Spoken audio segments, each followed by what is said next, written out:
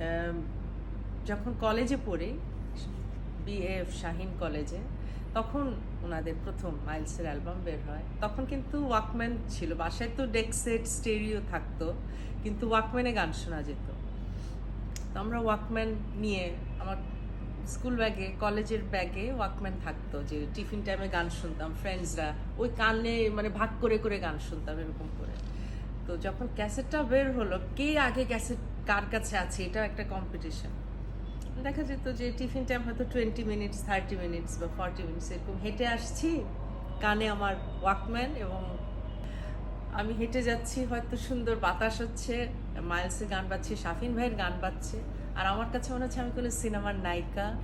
শাফিন ভাই গানটা আমাকে নিয়ে গিয়েছে, আমার জন্যই বুঝি এই গান এসেছে। মানে তখন নিজেকে আমার পুরা একটা নায়িকা মনে হতো, যে গানগুলো শুধু আমার জন্য করা।